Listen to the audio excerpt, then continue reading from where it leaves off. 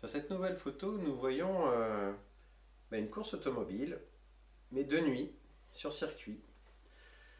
Alors, le premier truc qu'on peut dire sur cette photo, c'est que déjà, ça se passe de nuit. Et donc, qui dit de nuit, dit souvent moins de lumière. Et effectivement, un circuit automobile, même si c'est relativement éclairé par des projecteurs, c'est quand même un éclairage qui est plus faible que la lumière en pleine journée, très clairement. Donc, une photo de nuit, donc un éclairage moyen, assez faible, et par contre des voitures de course. Et donc ça peut être compliqué à photographier. Après, là, sur cette photo, les voitures de course arrivent en face du photographe, de l'axe de son objectif. Les toutes premières, elles, le sont un petit peu moins, car elles commencent à prendre le virage, le premier virage, mais elles restent tout de même, elles sont loin d'être à l'horizontale de l'axe de l'objectif. Ce qui veut dire que la vitesse des voitures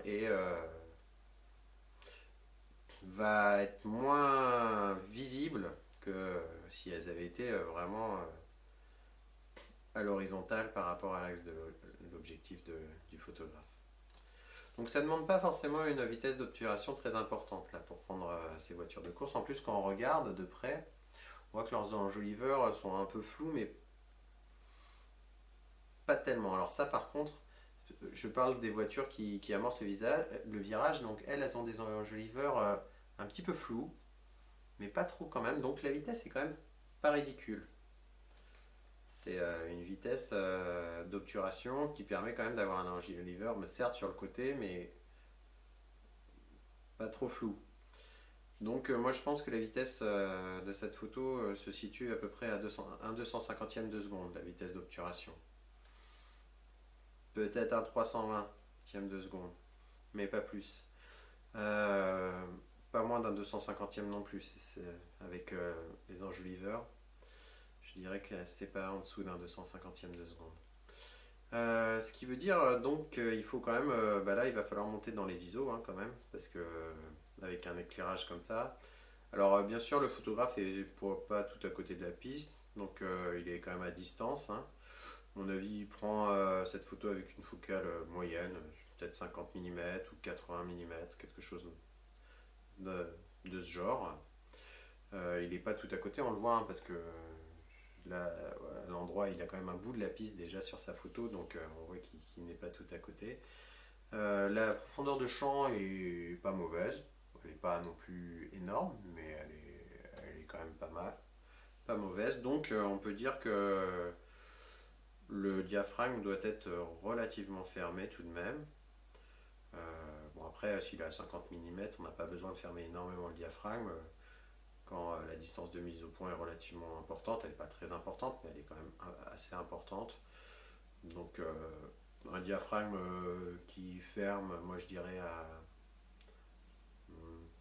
4, 5, ça doit être suffisant pour ce genre de photographie, pour avoir cette plage de netteté autour de la mise au point.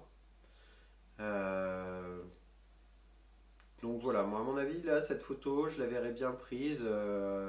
Alors après, en plus, si on grossit, on voit qu'il y a quand même du lissage. Il n'y a pas vraiment de bruit dans l'image, mais il y a du lissage. Donc on est quand même dans des ISO assez importants. Si on est sur un plein format, en 24-36, pour arriver à ce lissage, on est quand même dans des ISO qui commencent à être assez importants. Moi, je dirais de l'ordre de 3200 ISO. Voilà, sur un plein format. Donc j'aurais bien une photo prise à 1/250e de seconde, à 3200 ISO, avec une ouverture voilà, de 4-5. Euh, Personnellement, j'aurais pas pris la photo à cette vitesse. Moi, j'aurais pris la photo à 1/125e de seconde, parce que sur les voitures de face, ça aurait quasiment rien changé. Elles auraient pratiquement pas été plus floues, avec le flou de bouger. Et sur les voitures qui amorcent le virage, on aurait eu davantage un effet de vitesse, ce qui est quand même appréciable quand on photographie des événements sportifs, quoi, des voitures notamment de sport. On aurait vu les enjoliveurs davantage tourner, enfin d'une façon un peu floue, et on aurait eu un petit peu plus de flou de vitesse, enfin de bouger, enfin de mouvement sur les voitures là qui amorcent le virage, qui aurait donné davantage d'intensité à mon sens à la photo. Donc personnellement j'aurais fait ça et en plus ça m'aurait permis de remonter un peu en ISO, donc de passer à 1600 ISO, donc ça aurait été quand même pas plus mal pour la qualité générale de la photo. Cette photo prise à la montagne nous montre une figure de freestyle dans un pipe et donc un skieur qui est en plein saut au-dessus de la neige. Qu'est-ce qu'on peut en dire? Alors, déjà, si on regarde les ombres, elles sont pas très allongées. Donc on peut dire que le soleil est plutôt haut dans le ciel. Le ciel est parfaitement bleu. Donc on peut être sûr qu'on a une luminosité très forte. Là, on ne peut pas tellement, je pense, avoir une luminosité plus forte. On est à la neige, c'est-à-dire qu'il y a de la réverbération de partout. Et on est en hauteur, forcément à la montagne. Et donc le soleil est haut dans le ciel. Donc un grand ciel bleu. Une luminosité donc très très forte. Donc moi, une luminosité très forte, déjà c'est directement sans ISO, hein, le réglage. Parce que ça permet d'avoir la meilleure qualité d'image possible. Et qu'est-ce que l'on peut voir aussi, c'est que le mouvement est parfaitement figé, le mouvement du skieur, qui est certainement rapide, hein. Donc un mouvement parfaitement figé comme ça, moi je dis c'est 1 millième de seconde, voire plutôt 2 millièmes, 2 millième de seconde de vitesse d'obturation. De toute façon, il y a énormément de lumière, donc on peut se permettre le 1/2 millième de seconde. c'est parfait, quoi.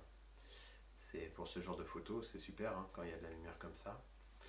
Donc oui, 1/2 millième de seconde, je dirais. Et après, il y a une belle netteté.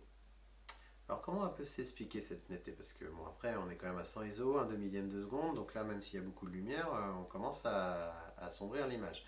D'ailleurs, on voit que le ciel, il est pas, le bleu est sombre.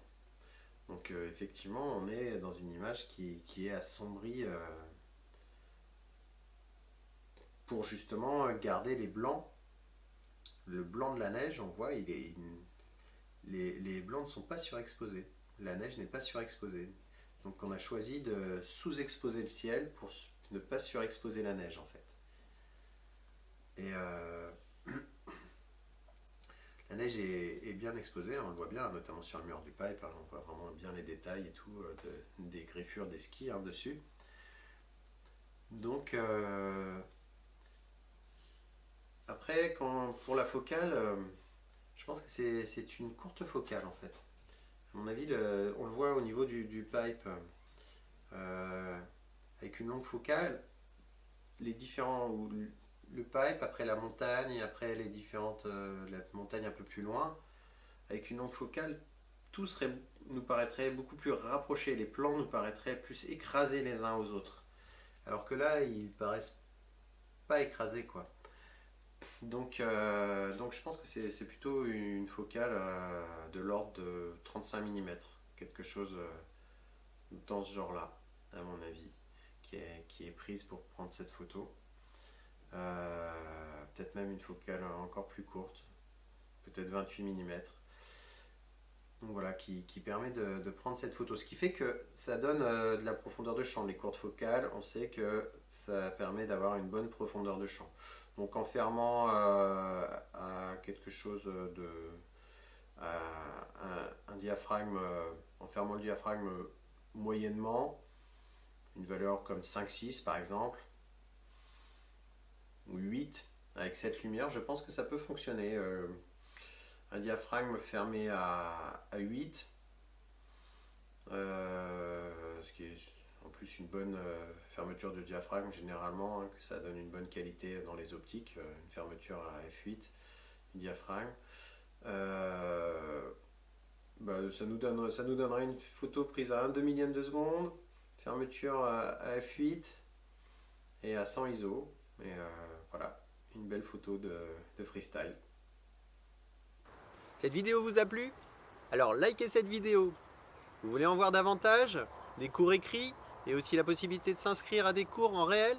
Eh bien, www.coursdephotographie.net. À bientôt!